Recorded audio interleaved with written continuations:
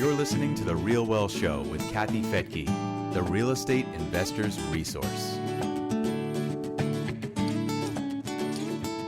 During these challenging times, it's so nice to bring in experienced real estate investors to find out what they are doing and how they're planning for the future. I'm Kathy Fedke. Welcome to The Real Well Show. We have Seth Williams with us today, and he is explaining his investments in land and what he's going to be doing in the future as 2020 unfolds in the weird way that it has been, and with more surprises to come. So, Seth, welcome to The Real Well Show. Hey, Kathy. Thanks for having me. Appreciate it. Yeah. So just what are you seeing in the market, and how have you been affected by the 2020 economy? Yeah. Well, yeah, as you just mentioned, so my main bread and butter real estate investment is vacant land. That's kind of what I spend most of my time doing. And, at first when this all started happening, I was honestly kind of nervous. Like I thought everything was just going to tank and nobody was going to buy land anymore. But and I think there's a little bit of that in some of the more rural parts of the country. At least that's what I've heard from other people in the business. But the stuff that's like in the more rural areas, it either hasn't really been impacted that much, or in some cases it's doing even better. And I think it's probably because some people with the whole COVID-19 thing, if anything, they're trying to get away from big, densely populated cities. And so it's the interest hasn't really gone away or gone down. And I don't know, maybe that'll change at some point, but so far it's been pretty smooth sailing. Well, we've absolutely seen the same thing in residential, with people moving from cities and wanting to move into the homes that we provide them, the rental homes that we've got, or in our subdivisions that we're building, they're buying homes. So that was a surprise too. I was terrified in March. I had no idea where things were headed. Yeah. And, this time around, residential real estate has become a new, has become the thing that people want. It's hot right now for sure. It is. They want a yard. If we're going to have another shutdown, boy, I don't know how long people can be sitting in their apartment, or surrounded by other people when the amenities can't even be used. You can't even use that beautiful pool that you're paying for in an apartment. So land is an interesting phenomenon as well, because I've heard the same, that maybe in some places land is even cheaper than buying a house. And maybe people can just take their RV and go there, but not in California. You can't just park an RV on your vacant land. So, I mean, what are people doing with this land that they're buying? Yeah, I mean, that has a lot to do with the municipality or the county where the property is located, and then how it's zoned. In some places around the country are very picky about that. Like you can't just park an RV just because you own land. It doesn't mean you can do whatever you want. But other places are pretty relaxed about it. And most of the time in the areas where I've worked, you are allowed to put an RV there, but it's not like a permanent fixture of the property. You would have to limit it to 90 days. And I don't know how hard they actually police that, but the idea is, this is not the home for your RV. You can just take it there for vacation if you want to. Mm-hmm. And so that's actually an interesting thing with land is, in some ways, it's way easier than any other type of real estate because it's just dirt. In other ways, though, there are some obstacles you have to get over that other types of properties don't have to worry about. Like there may be wetlands on the property, or it may, maybe there's no water available, or maybe it's not buildable for some reason. And when you're looking at a house, like none of that is in the picture. Like there's already a house there. It's good to go. And that whole question of, what is the problem with this vacant land? It's not always obvious. Sometimes you really have to dig and find out. Usually in most areas, it's not a huge issue, but there can be some tricky things there lurking beneath the surface. Oh, absolutely. I mean, with our project in Mountain View, a lot of people don't realize that in the early days in the Silicon Valley, they just dumped stuff. I mean, it is toxic. Mm-hmm. And so when you buy land in the Silicon Valley, you're going to have to do some cleanup, and a lot of people don't realize that. Mm-hmm. And that may be for any kind of land where there may have been dumping. If it's toxic and the soils report comes back, not positive, you're gonna have to deal with that. We've done some land flipping, increasing the value, just like you increase value in any real estate, but increasing the value by just getting it entitled, just getting permission to build on it, which does require making sure that the soil is in good shape and not toxic and it's Mm-hmm. buildable. It's very, very risky business, but can be very profitable. Yeah. I mean, what do you do when you flip? Do you increase the value that way, or do you just get it cheap and then sell it to somebody who will pay more for it? Yeah. You know, there's certain things that I like, certain opportunities out there that I just selectively ignore because I can't be a specialist in everything. So for me, my goal is to simply find a property and buy it for super cheap, like 10 to 20% of its actual value. I do nothing to it and I turn around and I sell it. And certainly there's times when that's leaving money on the table. But when you just kind of take that approach, like all I specialize in is finding really cheap land, from people who don't want it, don't care about it, and then I just sell it for closer to what it's actually worth without doing anything. Makes the process pretty quick and easy. Yeah. But I do know plenty of people who either subdivide it somehow, or depending on what the property can be used for. Like say if it's a mobile home lot, that's literally all you can use it for. Well, maybe you could add a cement slab to it or something. I mean, put something there, maybe a driveway Mhm. that somebody's probably going to want that at some point. So it Maybe is a even value get the add. mobile home, Yeah, put maybe it even on that. there. Yeah. Yeah. And that's kind of the trick, I think, is knowing how Mhm. far to go, because you don't necessarily want to presume you know what the future buyer wants. Mhm. One person might want it, another person might not. So you don't Sure. want to like throw too much money at something that you don't necessarily know if it's actually a value for everyone.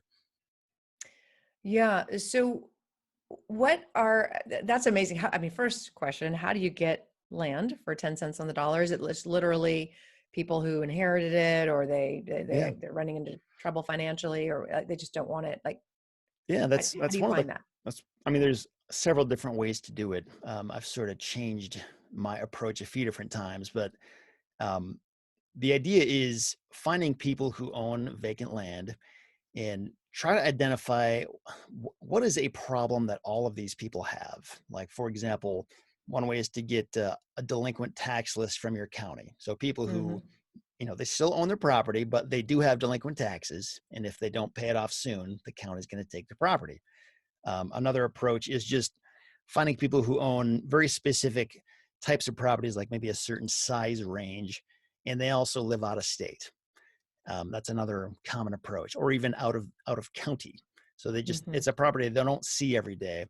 And inevitably, when you send out hundreds or thousands of mail pieces to people like this, uh, a lot of people are not interested. They're not going to see yes to your offer. They're not going to respond.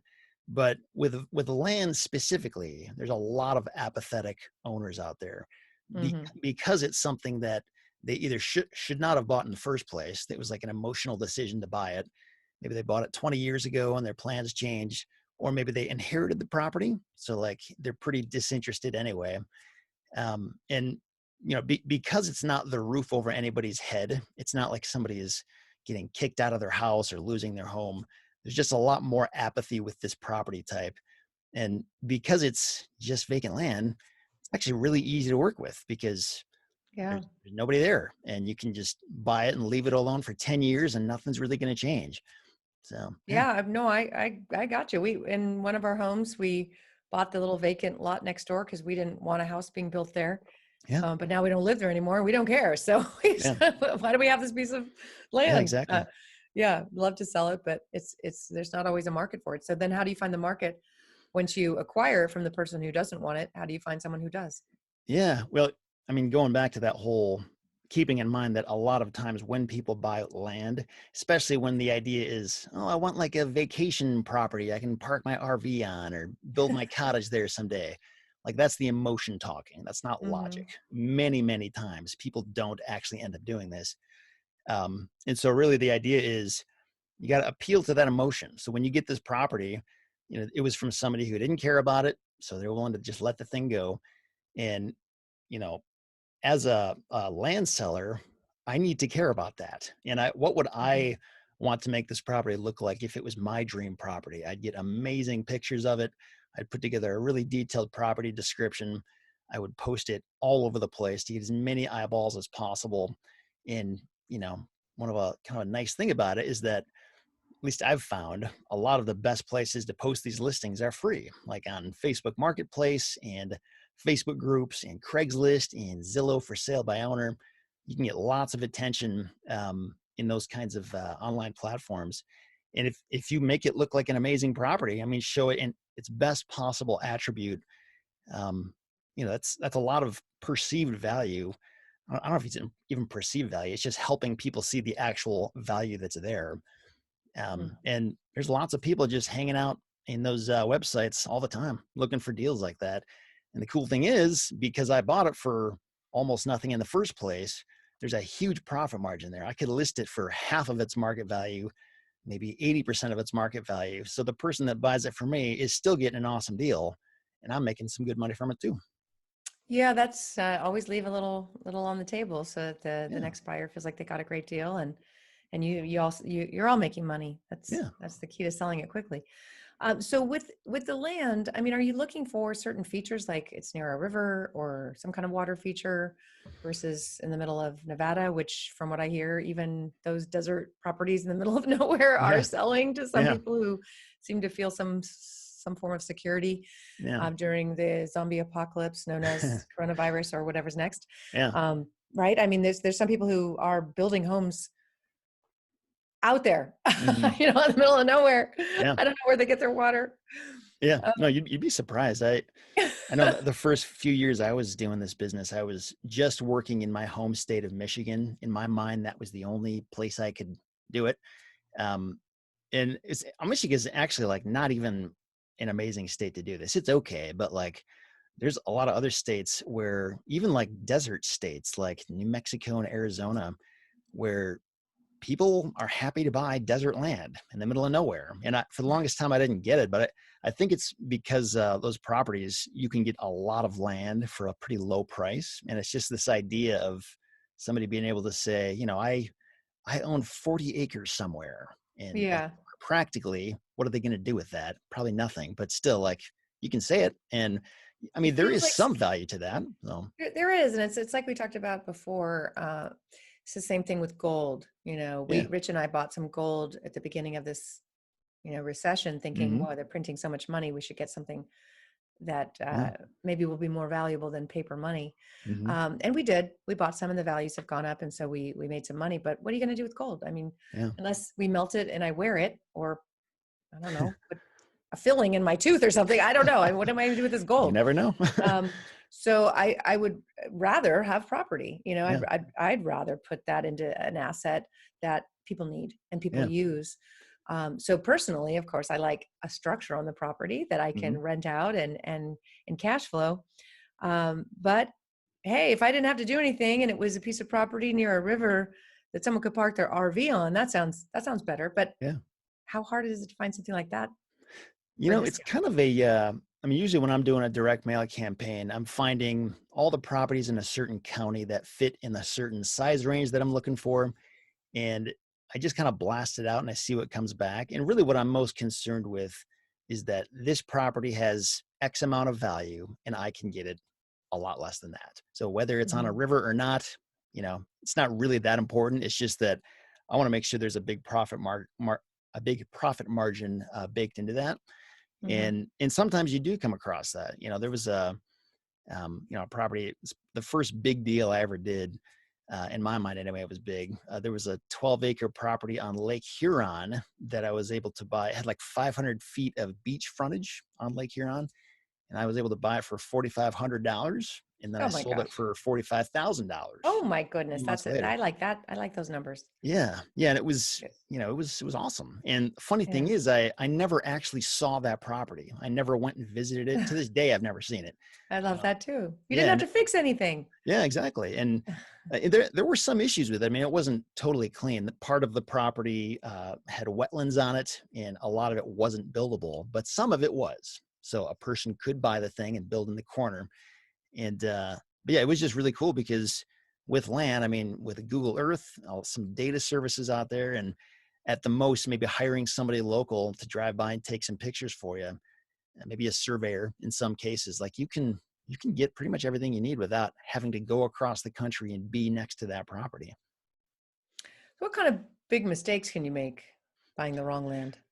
Well, yeah, don't get me wrong. You can make mistakes. I think usually where I've gotten bitten, the mistakes have come from skipping over some due diligence. Due diligence is probably like, in my mind anyway, the most monotonous, least fun thing about it, because you have Mm-hmm. to kind of scour all the information and make sure you understand what you're buying. And if there's any ugly or bad attributes about it, like if it's not buildable, for example, you want to know that before you buy the thing. Mm-hmm. So like one of the only cases I can ever think of where I lost money on a deal was a property I bought for $327. So, I didn't break the bank or anything, but a tiny little triangle parcel that ended up being too small to build anything on. So it was like sort of useless. And what I ended up doing was after several months of trying to sell the thing and nobody wanted it, understandably, I contacted the next door neighbor and just said, "Hey, you want this property? I'll give it to you." And they were like, "Sure." So I basically just deeded it to them. Um, and that's one of the cool things. And part of why I was able to get comfortable with this business in the first place was that, like, I've never had to take a loan out ever on any deal I've done. Like, Yeah. they're cheap enough. You can buy it with the cash in your bank account. So like the worst case scenario is not going to sink me or destroy my life. Yeah. Okay. That's Yeah. that's good. I mean, we've definitely invested in land that, like I said, has made that we've been able to make a tremendous amount of money Yeah. by either holding it because it was in the path of progress, or by improving the value by entitling it. Mm-hmm. But boy, if you can't get that done, there can certainly be challenges to it, Mm-hmm. because you've got holding costs. I've said this on past shows, but I have a neighbor who bought a beautiful parcel overlooking the ocean, and he's had it for 10 years, paid $1 million. He got a loan on it. Bad idea. Bad Yeah. idea. And has been paying interest on that loan and has not gotten approvals to build it in 10 years. Of course, that's California. Try to get Oh, anything done quickly. yeah. But the interest on that he's paid another $1 million for it. It's now 2 Oh million gosh. into it. That's And painful. if it's taken him this long to try to get the entitlements, it's going to be difficult to sell it Mm-hmm. for twice what he paid. So anyway, land can be tricky, Yeah. but it also seems to be of great desire for people today, Yeah. who are looking to get away and just have a place to go. Mm-hmm. So this is one of the things you had said earlier, is that it is very active. It's an active business, very time intensive, not Yeah. for part-time weekend warrior. Right. I mean, it takes a lot Well, to be yeah. I mean, successful in anything, right? I guess, yeah. I mean, it's yes and no. So you kind of, the thing about this is you can sort of push it as hard as you want. Like if you want to make it full time, like you can totally do that. You can make a ton of money. If you want to do it part time and just work weekends and during your lunch break, things like that, you can do that too. And that was what I did for a long time. And the cool thing is, like, um, you know, it's totally feasible with one deal to make as much or more than like your entire W-2 paycheck if you have a normal 9 to 5 job. And you Hmm. can do that on a part-time basis. That's what I was able to do. And That's great. um, yeah, so I mean, you can, but I mean, the point is though, it's not passive. Like if you Hmm. stop pedaling, nothing's going to happen. And Yeah. I think it's the roadmap that I see myself going on, and really a lot of people, is like step one to financial freedom is doing that active business. Like, I mean, maybe it's possible, but like a lot of people, I don't think necessarily can just like snap their fingers and tomorrow they have enough passive income to sustain them. They sort of have to be Mhm. willing to work hard for a while and have that cash machine. And then once you have the cash, then you can start plugging it into that long-term buy and hold stuff. So yeah, I mean, Mhm. this particular type of business model I'm talking about, there are some things you can do with seller financing where you buy properties and sell them with seller financing, and it becomes more passive because you can basically collect the down payment up front and make yourself whole, and then just get months and months and months of payments after that, and you already have all your money back. So, so that's more passive in nature. But even then, like if you don't keep finding deals and keep doing this, eventually those are going to pay off. So it's not 100% passive or even that much passive at all. So yes, I would say definitely plan on working hard if you're going to do this kind of thing. Sure. So next step for you is finding more passive income properties. Yeah, yeah. I think the next step, and I've been trying to figure this out for the past year or so.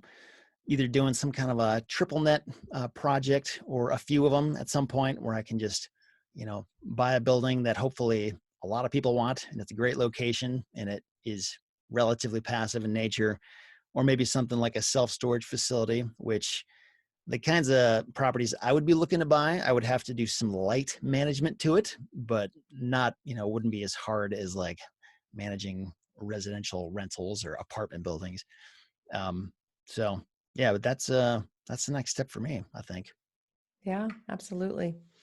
All about the passive income properties, as you Yeah. know, and Mhm. residential seems to have moved to the top of the list, to the top of the Yeah. hierarchy of real estate investments these days, because Yeah. people are really looking Yeah, to move to the absolutely. suburbs, to a place where they can have more space.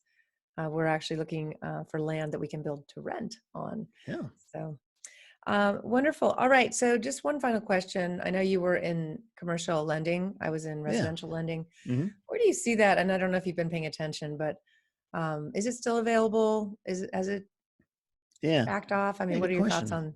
on So on I mean, I multifamily? haven't personally gone out and tried to apply for a commercial loan lately. Hmm. Last I checked, the SBA loan, because that's the kind of commercial lending I used to do, is SBA 504 loans, but the rates were like lower than I'd ever seen them before. Um, and I think if you can get approval from the bank you're talking to, it's a great time to do it. I haven't Yeah. personally gotten involved with that a whole lot as of late. What are you seeing on Yeah. your end? Yeah, those SBA loans are crazy. I just haven't gotten around to applying, but they're Yeah. like 1% or something. It's insane if, Yeah. if it's obviously if it's coronavirus related. But anyway, I have not applied. Yeah. So, all right. Well, Seth, it's been really a pleasure to have you here on the Real Wealth Show and sharing your insights. I'm glad your business is going well during these challenging times. It's just so nice to get some good news anytime we can get it. Right. Yeah, absolutely. Thanks for having me on. It's great to talk to you. All right. And thank you all for joining me here on the Real Wealth Show. You can go to realwealthshow.com to get the transcript of this show and also to get in touch with Seth and find out more about what he's doing. Again, at realwealthshow.com. Have a wonderful day, and we'll see you next time. Bye-bye.